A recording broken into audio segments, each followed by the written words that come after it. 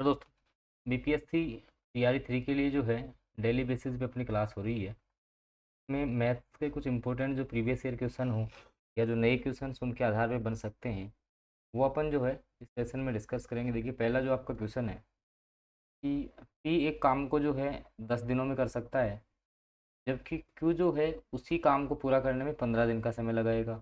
यदि वो दोनों एक साथ मिलकर जो है 5 दिनों तक काम करेंगे, तो उस काम का कितना भाग वो पूरा कर लेंगे। देखिए, सबसे पहले पी जो है ना, पी आपका इसको 10 दिन में पूरा कर रहा है, क्यू आपका इस काम को पूरा कर रहा है 15 दिन में। ठीक है, दोनों का अपन एलसीएम लेंगे, 30 आएगा। ठीक है, अब इनकी इफिशियंसी निकल जाएगी। तो ये तो आपका कर रहा है 3 की कार्य क्षमता, इसकी हो जाएगी और इसकी हो जाएगी 2। अब क्या बोल रहे हैं, यदि दोनों मिलकर 5 दिनों तक काम करेंगे, जैसे मान लो कि 3 और 2 कितना, एक दिन में 5 काम ये कर रहे हैं, तो दूसरे दिन 5 करेंगे, तीसरे दिन भी 5 और चौथे दिन 5 और पाँचवें दिन 5, अर्थात लगभग ये अपना जो टोटल वर्क होता है, इसमें से जैसे टोटल वर्क अपना 30 है तो 25 काम इन्होंने कर लिया। ठीक है, 30 में से 25 कर चुके हैं, तो कितना हिस्सा हो गया, ये 25/30 आपका काम हो चुका है। 5 से इसको काटोगे 5 बार, ये कटेगा 6 बार, तो 5/6 जो है, 5/6 भाग ये दोनों मिलकर 5 दिनों में पूरा करेंगे इस काम का। ठीक है, तो डी ऑप्शन जो है वो सटीक रहेगा पहले क्वेश्चन का। अगला जो आपका क्वेश्चन है कि एक परीक्षा में उत्तीर्ण होने के लिए प्राप्तांकों का 42% होना चाहिए, यदि अधिकतम अंक 450 है। अधिकतम अंक आपके 450 है, तो परीक्षा में उत्तीर्ण होने के लिए कितने अंक आवश्यक है। अधिकतम जो है मैक्सिमम 100 इकाई का मान जो है वो आपका 450 है, तो एक आपका कितने के बराबर हो जाएगा, 4.5 के बराबर। अब उत्तीर्ण होने के लिए अपन को कितना चाहिए, 42% चाहिए, तो 42 इंटू आप जो है 4.5 कर लेंगे। ठीक है, 42 इंटू 4.5 आप करेंगे, पॉइंट इसका हटा लो आप, यहाँ बटे में आप 10 लगाओगे। ठीक है, तो 5 से काटो 2 बार ही कटेगा, ये आपका 9 बार कटेगा, 2 से इसको काटोगे 21 बार। ठीक है, 21 को 9 से आप गुणा करोगे तो आपका आएगा 189। ठीक है, डी ऑप्शन जो है वो आपका सटीक रहेगा इसका। ठीक है भाई, आप सीधा सीधा 450 का 42% निकाल सकते हैं। अगला क्वेश्चन, उससे पहले दोस्तों ये पॉकेट बुक पीडीएफ जो है लास्ट टाइम में उपयोगी रहती है, क्योंकि कुल 1500 के आसपास प्रश्न मिलेंगे, जीके, मैथ, करंट जीके और साइंस। पिछली भर्तियों की बात कर लें, टीआरई 1 में सीधे सीधे 27 क्वेश्चन इस पीडीएफ से आए हैं, जबकि टीआरई 2 में 29 क्वेश्चन इस पीडीएफ से पूछे गए हैं। इस पीडीएफ के लिए आप जो ये दिया गया नंबर है, इस पर आप लोग व्हाट्सएप मैसेज करके ये पीडीएफ ले सकते हैं। अगला क्वेश्चन, पिता और पुत्र की आयु का अनुपात 3:1 है। ठीक है भाई, पिता और आपके पुत्र की आयु का अनुपात दे रखा आपको 3:1 में इनकी आयु है। उनकी आयु का गुणनफल, अगर दोनों की आयु का अपन गुणा करते हैं तो 147 है, तो उनकी आयु का योग कितना होगा ये आपको बताना है। भाई जैसे मान लो कि पिता की अगर अपन जैसे x से तुलना करें तो 3x हो गई, इसकी मान लो x है। ठीक है, अब क्या बोल रहे हैं ये, इन दोनों की आयु का गुणनफल, तो दोनों की आयु का गुणनफल क्या होगा, 3x गुणा x बराबर कितना दे रखा है, 147। ठीक है, यहाँ से अपन इसको सोल्व करेंगे, 3x² बराबर आपका आ जाएगा 147। x² बराबर 147 में आपका 3 का भाग देंगे 49 आएगा, तो x बराबर आ गया आपका 7। x का मान 7 आया है। जब x का मान 7 आया है, पूछा क्या है, आयु का कुल योग क्या होगा। ठीक है, आयु का कुल योग क्या होगा, तो इसकी 3x है, इसकी x है, तो आयु का कुल योग हो गया आपका 4x। 3x प्लस एक्स हो गई दोनों की आयु, 3x प्लस एक्स 4x हो गया। अब 4 गुणा x का मान कितना आ गया, 7 आ गया, 7 को आप 4 से गुणा करेंगे, 28 वर्ष जो है वो इन दोनों की आयु का योग आने वाला है। कौन से ऑप्शन में है, ए ऑप्शन में दे रखा है, ए ऑप्शन जो है वो इस क्वेश्चन का सटीक आंसर रहेगा। अगला क्वेश्चन,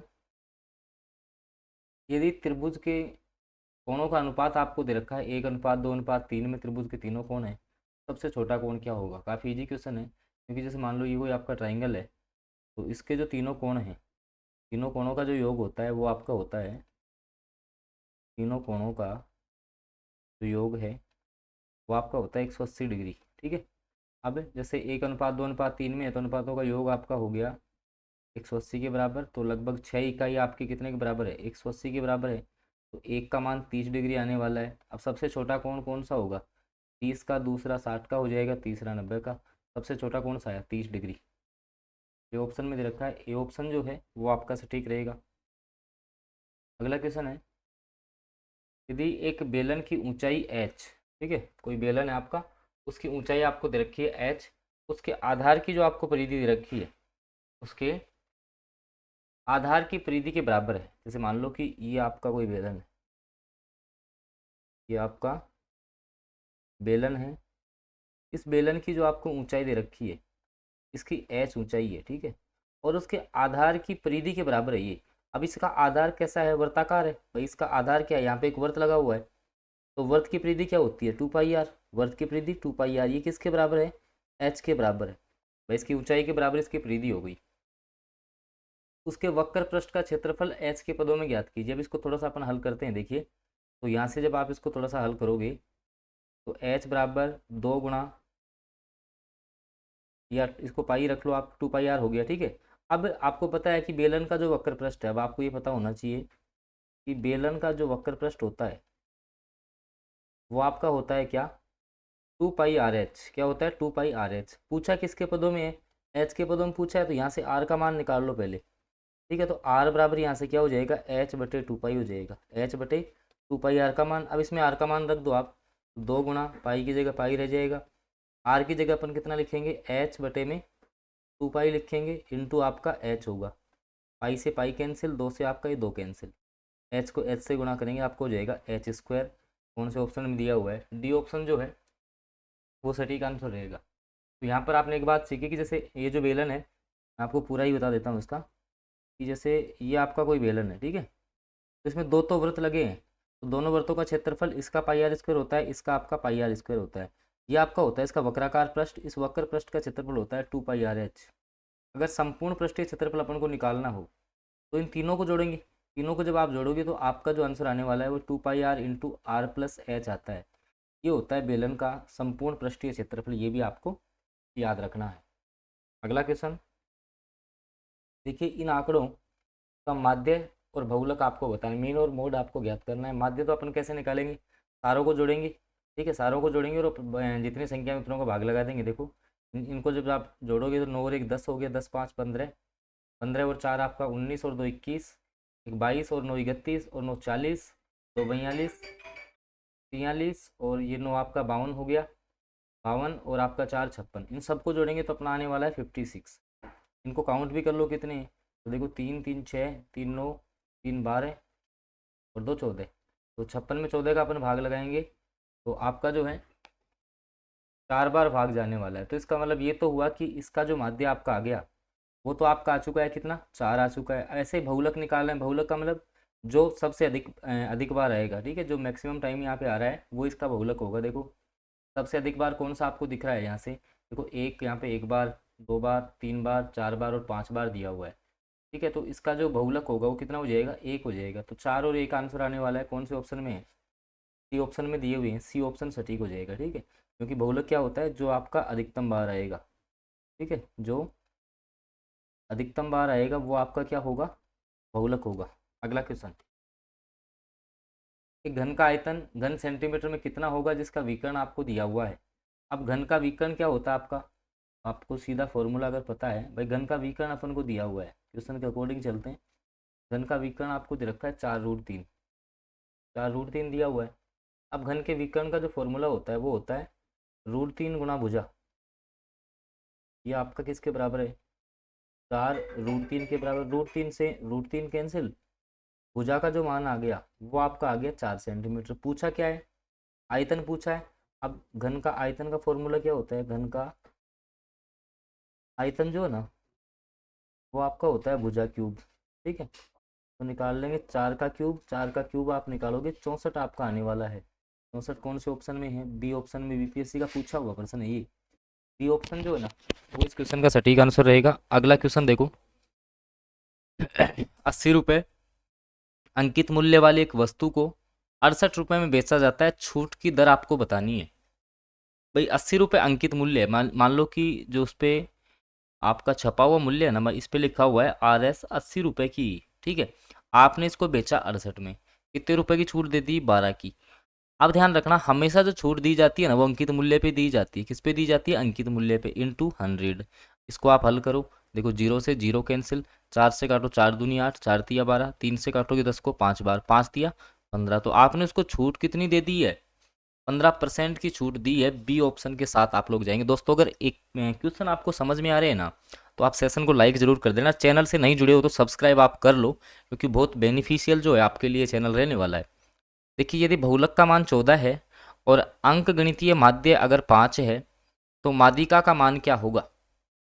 यदि बहुलक का मान 14 है, आपको दिया हुआ है क्वेश्चन में कि जो आपका बहुलक है ना वो आपका 14 है, आपको जो माध्य दे रखा है, जो माध्य का मान दिया हुआ है ना वो आपको कितना दिया हुआ है, 5 दिया हुआ है। पूछा क्या है आपसे, माध्यिका आपसे पूछी गई है। क्या पूछी गई है, माध्यिका आपसे पूछी गई है। अब देखो यहाँ एक फॉर्मूला होता है आपका, बहुलक बराबर, ये याद रखना काफ़ी जगह काम आएगा, बहुलक बराबर 3 गुणा माध्यिका, 3 गुणा में माध्यिका माइनस 2 गुणा में माध्य। ये आप हमेशा याद रखना। अब इसमें जो जो दिया हुआ है ना उसका मान रख दो, माध्यिका का मान आ जाएगा। देखो बहुलक की जगह 14 लिखा, 3 गुणा में माध्यिका, ठीक है, 3 गुणा में माध्यिका माइनस 2 गुणा माध्य कितना है सर, माध्य 5 है तो 5। ये आपका कितना हो गया, 10 होगा, -10 इस साइड आएगा, प्लस का हो जाएगा। तो 3 गुणा माध्यिका बराबर आपका आ जाएगा 24, 3 गुणा माध्यिका बराबर 24, माध्यिका बराबर 3 अब चला जाएगा किस में, माध्यिका बराबर 24 भाग में चला जाएगा 3, कितना आ गया 8 आ गया। कौन से ऑप्शन में है, ये ऑप्शन में दे रखा है सर। ये ऑप्शन जो है ना वो सटीक रहेगा इस क्वेश्चन का, बिल्कुल जीरो लेवल से समझा रहा हूँ, कंप्लीट मैथ समझ में आएगी, घबराने की कहीं आवश्यकता नहीं है। आप लोग चैनल से ज़रूर जुड़ जाएं, चैनल को सब्सक्राइब कर लें, साथ में बेल नोटिफिकेशन को ऑन करें। ये है पॉकेट बुक पीडीएफ, बहुत उपयोगी आप लोगों के लिए, ध्यान रखना। इस नंबर पर व्हाट्सएप मैसेज करके आप ले सकते हो 6376703831, इस पर व्हाट्सएप मैसेज करो, आपको ये पीडीएफ मिल जाएगी। क्योंकि दोस्तों इसमें 1500 प्रश्नों का संकलन है, जीके के, मैथ, करंट, जीके, साइंस सारा कवर होगा तुम्हारा। पिछली भर्तियों की मैं बात कर लूँ, टीआरई 1 में 27 क्वेश्चन और टीआरई 2 में 29 क्वेश्चन दोस्तों इस सिंगल पीडीएफ से आए हैं। अगला क्वेश्चन, x² + 7x + 10 के गुणनखंड हैं। x² + 7x + 10 इसके गुणनखंड कैसे निकालते हैं सर। भाई ये मध्य वाला ना, इसके टुकड़े करो, 7 के ऐसे टुकड़े करो कि गुणा करने पे 10 आ जाए। तो देखो 5 और 2 हो गए तो x², इस 7x को लिखूंगा मैं प्लस के 5x और प्लस के 2x प्लस 10। सही बात। अब इन दोनों में क्या कॉमन है, इन दोनों में क्या कॉमन है सर, इन दोनों में x कॉमन दिख रहा है तो x तो यहाँ बच गया, प्लस का चिन्ह, 5x में से x निकाल लिया, 5 बचा, प्लस इन दोनों में 2 कॉमन है तो यहाँ तो x बचा, प्लस 10 में 5 का भाग देंगे, 2 का भाग देंगे, 5 आएगा। अब इन दोनों में क्या कॉमन है सर, ये कॉमन आ रहा है x+5, x+5 को कॉमन उठाया, क्या बच गया, x+2 बचा। ये आपका राइट आंसर है। कौन से ऑप्शन में है, देखो x+5 और x+2 बी ऑप्शन में है ना, ये इसका गुणनखंड होगा। अब आपसे वहाँ से जैसे मान लो ऐसे टुकड़े करने नहीं आए ना पूर्ण वर्ग वाली विधि, तो आप इन दोनों को आपस में गुणा करके देख ले। गुणा करने का तरीका, इसको इससे करो, फिर इसको इससे करो, इसको इससे करो, फिर इसको इससे करो, सोल्व करो, आपका आंसर आ जाएगा। ठीक है, तो दोस्तों ये कुछ क्वेश्चंस थे मैथ के जो मैंने डिस्कस करवाए हैं।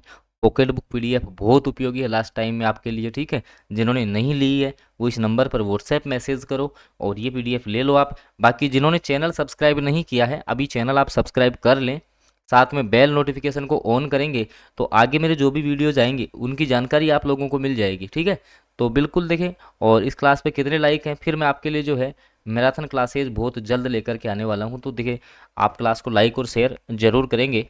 धन्यवाद।